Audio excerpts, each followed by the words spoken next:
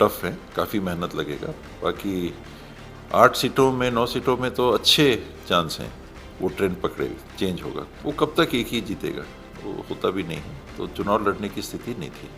मैंने पार्टी को भी कहा कि मेरी स्थिति है नहीं चुनाव लड़ने की। ये वापस लेने वाला तुरता तुरती नहीं होना चाहिए। आज निकाला, कल ले लिया। 2024 लोकसभा चुनाव को लेकर कांग्रेस और बीजेपी पूरी ताकत झोंक दी है। हमारे साथ बात करने के लिए मौजूद हैं दिग्गज कांग्रेसी नेता महाराज सरगुजा टीएस सिंहदेव। आइए हम उनसे बात करते हैं। जी, बाबा, 11 लोकसभा सीट, कैसी है तैयारी और कितने में जीत? प्रयास तो सभी 11 में रहेगा कांग्रेस का, बेहतर से बेहतर प्रदर्शन करना, जीतने की कोशिश करना। 2-3 सीटें मेरे को लगता है कि टफ है, काफ़ी मेहनत लगेगा। बाकी 8 सीटों में 9 सीटों में तो अच्छे चांस हैं। सब कांग्रेस के साथी कार्यकर्ता लोगों तक पहुंच के और बातों को पहुंचाएंगे तो जीता जा सकता है। बाबा, जब से छत्तीसगढ़ अस्तित्व में आया 4 बार लोकसभा चुनाव में सरगुजा में लगातार 4 बार हार का सामना करना पड़ा। कारण क्या मानते हैं? मतदाताओं की सोच में कांग्रेस की कमी, भाजपा उम्मीदवार उनने बेहतर आंका होगा, लेकिन इस चुनाव में जो राष्ट्रीय स्तर के परिस्थितियां और मुद्दे बन रहे हैं, मुझे लगता है कि वो ट्रेंड पकड़ेगा, चेंज होगा। वो कब तक एक ही जीतेगा, वो होता भी नहीं है। राजनीतिक गलियारे में चर्चा थी कि संगठन पार्टी आपको बिलासपुर से चुनाव लड़ाना चाह रही थी चर्चा। मेरे को महन जी ने भी बहुत पहले कहा था। उनने कोरबा से पहले कहा कि आप कोरबा से लड़ जाइए। मैंने कहा नहीं भाभी जी वहाँ से लड़ रहे हैं, और फिर कहे कि नहीं बिलासपुर से। मैंने कहा नहीं, मेरी परिस्थिति अभी ऐसी नहीं है। घर में वाइफ भी बीमार हैं, लंबा इलाज कैंसर का चल रहा है, तो चुनाव लड़ने की स्थिति नहीं थी।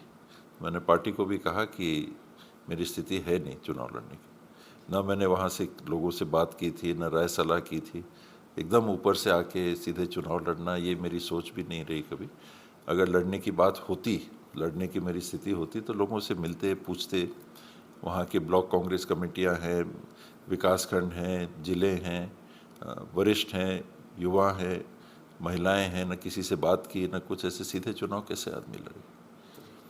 बाबा, शशि सिंह एक महिला प्रत्याशी कांग्रेस ने पहली बार उतारा है सरगुजा में, कैसा रहेगा, क्या लगता है? योग्य प्रत्याशी को उतारा है जो महिला भी हैं।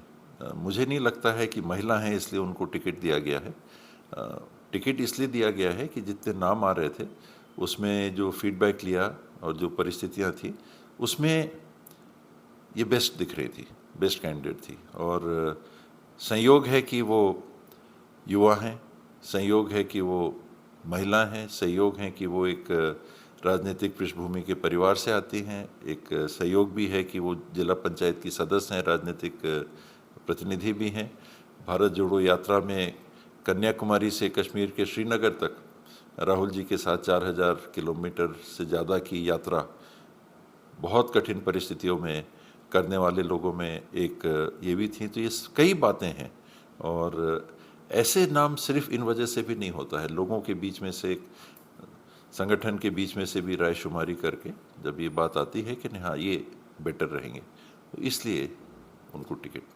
बाबा, शशि सिंह ने कहा कि उनका मुकाबला एक बड़े कांग्रेसी नेता से ही है, क्योंकि चिंतामणि महाराज पहले कांग्रेस में थे, फिर कुछ दिन पहले नाराजगी या जो भी कारण रहा वो भारतीय जनता पार्टी में शामिल हो गए। भारतीय जनता पार्टी ने उन्हें प्रत्याशी बनाया। वो पहले भारतीय जनता पार्टी में ही थे।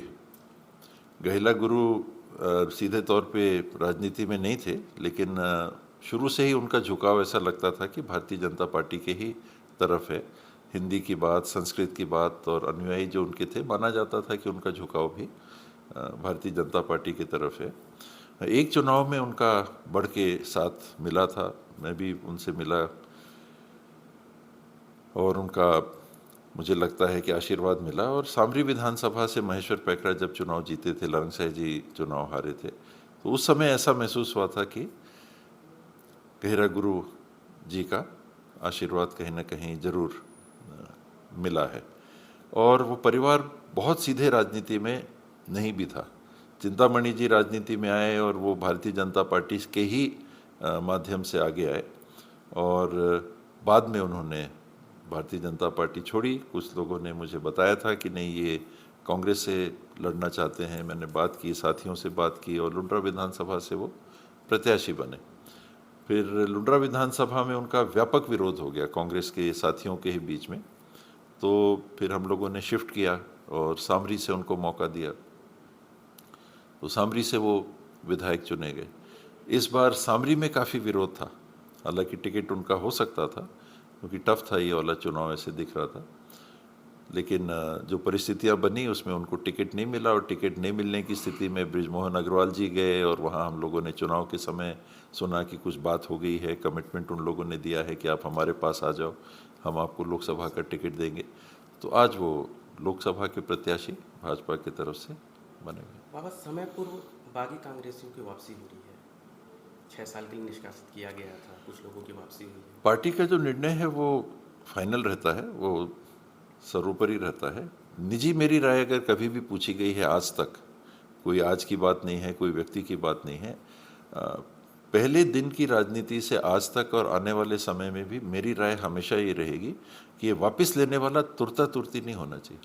आज निकाला कल ले लिया, किसी दबाव में ऐसा कर लिया। एक डिसिप्लिन होना चाहिए कि कोई बड़ी बात हुई होगी तब आपने किसी को पार्टी से निष्कासित किया है, तो उस बात की गंभीरता को भी बनाए रखना मैं समझता हूं कि पार्टी के अंदरूनी अनुशासन के लिए अनिवार्य है। ये मेरी निजी राय है, और जब भी मेरे से आज तक पूछा गया है मैंने हमेशा यही कहा है, चाहे जोगी कांग्रेस से आने वाली बात हो, चाहे दहीं से आने वाली बात हो, कोई भी बात हो, मैंने हमेशा एक ही बात की है कि एक लक्ष्मण रेखा अगर पार होती है तो तुरंत फिर उसको मिटा देना और मान लीजिए कि उसका तो कोई मतलब ही नहीं है, वो पार्टी के अंदर कमजोरी करती है।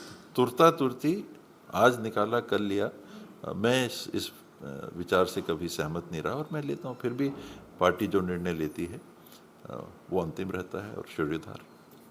ये थे महाराज सरगुजा टी.एस. सिंहदेव, जिनका कहना था कि इस बार बेहतर परिणाम आएंगे, और पारिवारिक स्वास्थ्य कारणों की वजह से उन्होंने चुनाव लड़ने से मना कर दिया था।